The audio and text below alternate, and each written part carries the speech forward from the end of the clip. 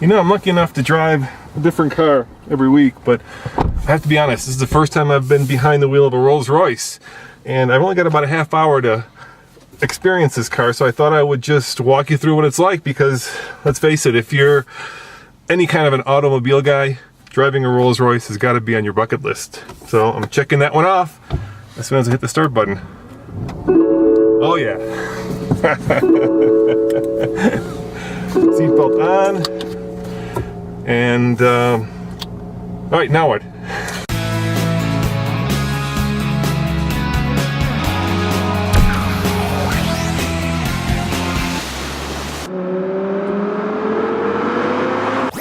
Adjusting the mirrors, adjusting this mirror. It's very chromy in here. Yeah, I got it. Yeah. It's very opulent. Oops, hit the wrong button. Just fold the mirrors in. See, first mistake. All right, let's put those back out. All right, we are in the car. Can you adjust the steering wheel? There we go. Of course you can adjust the steering wheel. What a silly question. Look at that. And I think we have the reverse up here. Yes? No? Down. Yeah, you can push all the way up. Ah, there we go. Toward you and up. All right. First time driving a Rolls-Royce. Here we go. How's my hair? It is very quiet, of course, as it should be. Steering wheel is exceptionally large. I'd say one of the largest steering wheels that I have ever had the pleasure to sit behind. Car is exceptionally quiet. You can hear my phone dinging, and exceptionally smooth. Even the dials move in a very eloquent and unrushed manner. I suspect if you're in a Rolls-Royce, you probably have a lot of time on your hands. I say that because chances are if you own one of these cars, you're probably not waiting in the TSA line when you go to the airport. You're not rushing to the airport. You're probably being chauffeured there, at which point your private jet is waiting for you. It's a whole different life. Not bad at all. I can get used to this.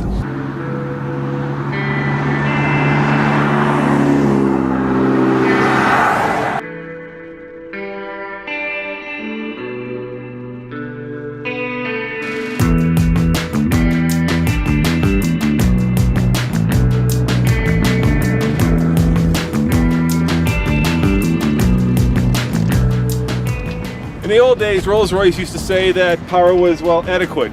Now, I wager to say it's more than adequate.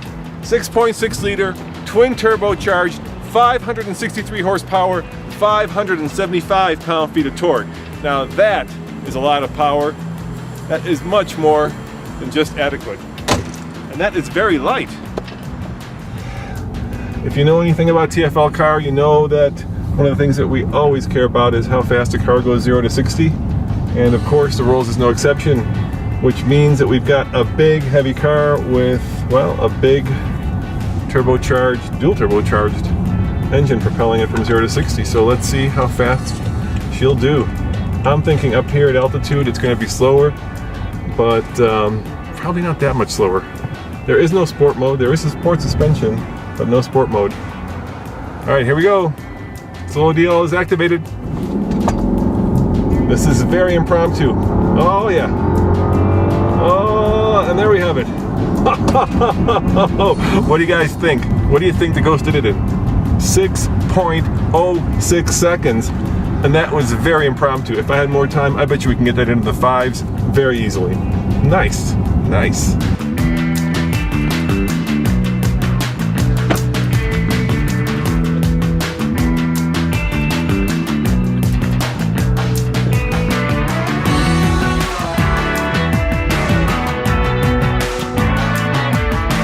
And last year, Rolls-Royce had a really good year. You said you've sold, I think it's the best year in the company's history, 3,500 units, which is, you know, a lot of cars for Rolls-Royce.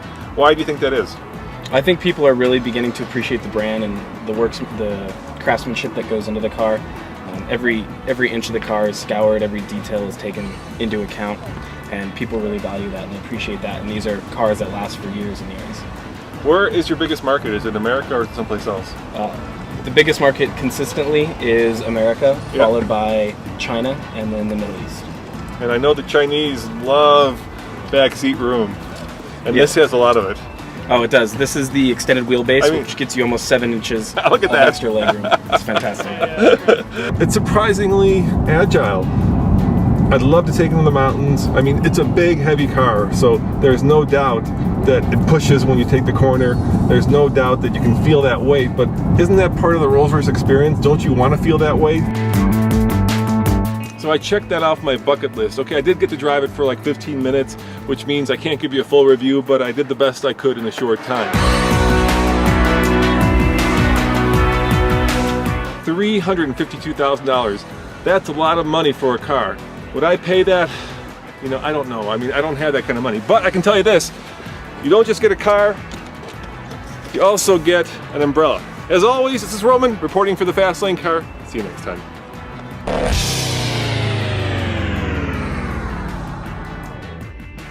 I can't speak for the Mulsanne, as I haven't had a lot of experience with it, but you have your seat massagers, your warmers, coolers.